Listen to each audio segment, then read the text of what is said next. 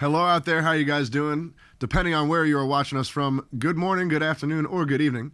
We are live in Nashville, Tennessee at the Tuneden, and this is Season 1, Episode 1 of Hear Me Out. My name is Brian Rips, and right on my right-hand side is the one, the only Mr. Korey Hunt. And the premise of this program is we take a song of the others and play it together. And that's pretty much how it goes. So I'll be singing Korey's song, You Know That I Would, and he will be singing Skittish, which I wrote with my band King Locomotive. And you will have exclusive access to these tunes because neither one of them is released anywhere but right here.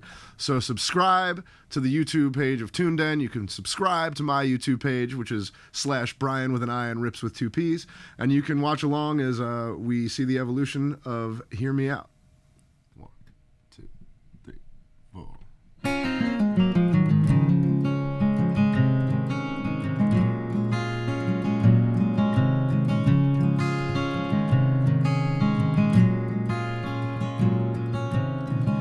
I know that we shouldn't be talking. Better off on my side of town. Feels like every room I walk in has a piece of you still hanging around. You post a picture, I'm looking first thing every morning for it. Keeps showing up in conversations and I can't ignore it like I should.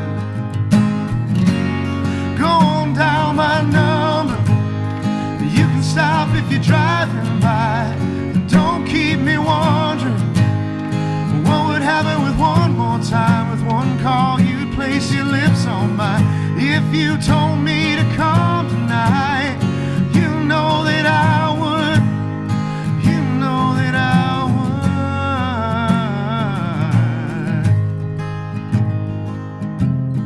would. Got keys hiding in my jacket, shoes by the door waiting for my feet.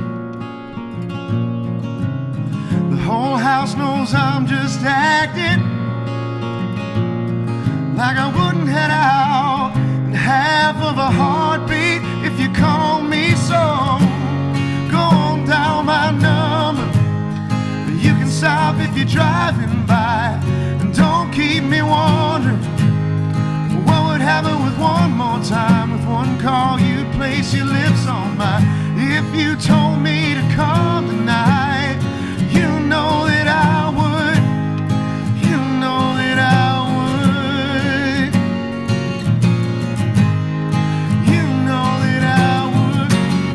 Drop everything I'm doing. You know that I would. Even if it all ends in ruin. Oh, you know that I would. So don't say that I wouldn't, 'cause you know that I would.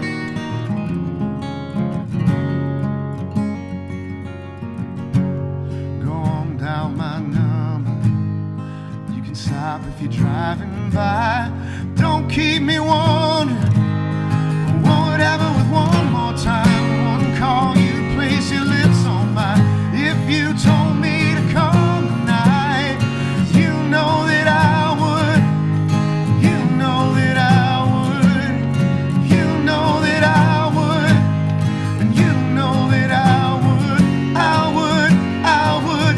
Hey, I would. You know that I would. I would. I would. Hey, I would, you know that I would.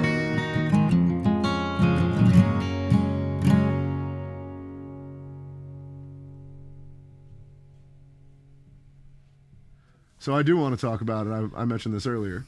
I love you. Love you. which is well known. It's very mutual. But the first time that I heard You Know That I Would was your debut full band at Whiskey Jam. And Whiskey Jam is an interesting format because with the amount of energy that guys like you have and a lot of the acts they put up there to pack that much emotion into only 3 songs, I feel like it takes some craft. And when we talked about it, I was like, listen, you know, when you have 3 great songs, you can put any of them anywhere and it'll probably work. But you played You Know That I Would second. And I'm actually curious. I want to ask you: did you do that on purpose? Did you feel like you could have let off with it or ended with it, or did it really? Yeah, I mean, as far as set list goes, Yeah. I went into it thinking I won't be ready to sing this one first. Okay. Because it's a little higher, and which makes no sense because all of my songs end up being pretty high towards the end. But starting with "When Your Love," we had a built-in intro, yes, synth, and it made like the best 15-minute show that we could. And as far as I saw it, that was a way to put it right in the middle. It was going to keep the set like flowing and continuing like all the way through, and then ending with "Falling for You" was just more fun than ending with the other two because I let the guys play, and it was more of a pop R&B tune. And then you definitely had that kind of like huge emotional moment almost out of the way because the bridge, and you know that I would. Yeah.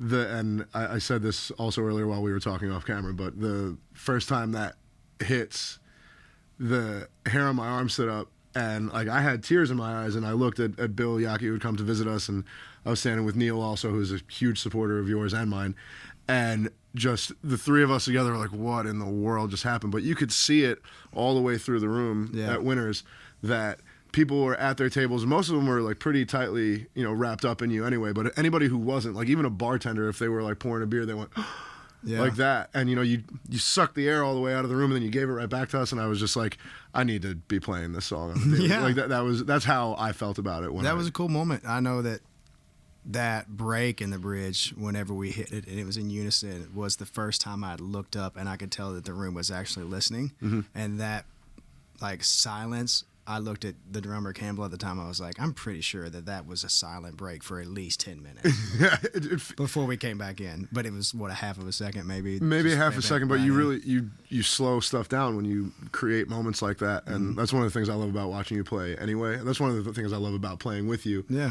And the movement of you coming out on stage, you had a guitar around your neck, you had a keyboard right in front of you. Yeah. And you were singing, and it's your band. And the people I was saying with was like, does anybody have another instrument for him to play? Yeah. And I know you told me that Ward said that to you. The guy also. running it just goes, hey, anybody got another instrument Korey can play? Because apparently he doesn't have enough up here right now. And you know that you could. I mean, like that. You know that you could, and that you would. But man, no, seriously, I love you. I appreciate you doing this so much. Man. And there's nobody I would have rather done the first one with. Heck yeah, me too. This is exciting.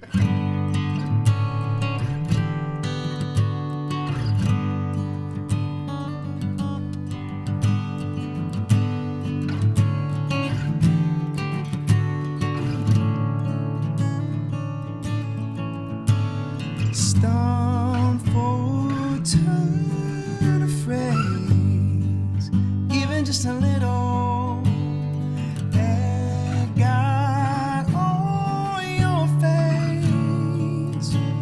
Oh, how would you try such a duplicate? Only just a little.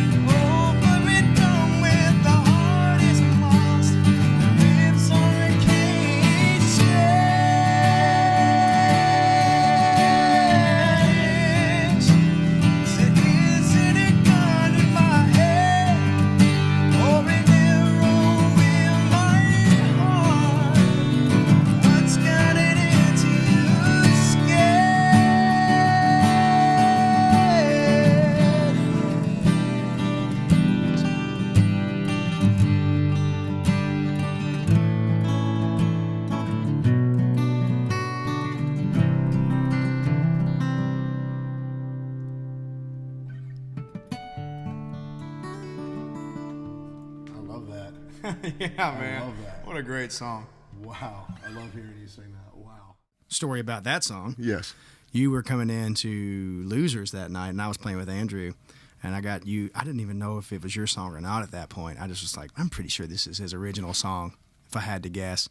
And Dana was sitting there. I was like, did he write this? She goes, oh, yeah. And I looked across the table, and Andrew said the same thing. He said, is this his? And I was like, she said it is. And he goes, what is this? This is amazing. And then I finally got the lyrics because I've just heard it live. I wasn't sure exactly what you were saying because in bars it's kind of hard to tell.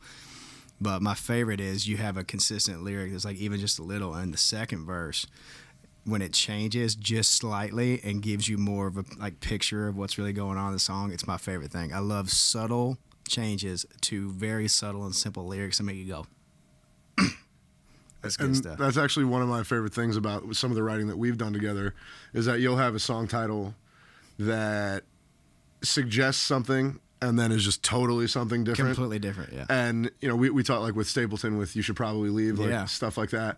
And there's also, and actually Stapleton is pretty famous for that in my mind because Of like course. If It Hadn't Been for Love is a kind of tune where you think like, oh, you know, Yeah. like, oh, and it's not that at all. Not that at all, yeah. And the, you know, in the writing process when we've sat together is like kind of saying really obvious things in a not obvious way. Yeah. And I love that, and I love that about the stuff that you do. And I've taken a lot of influence from you in that way Yeah, I as think well. we admire a bunch of the same writers, and what's the best like quality in that writing is to be surprised. Yep. And if we can do that and be creative and clever enough to do that with a simple title or a simple idea, which isn't always the easiest thing to do, but I really enjoy that, and I think we both do that well with our own writing and together, which is fun to be a part of. But I love it.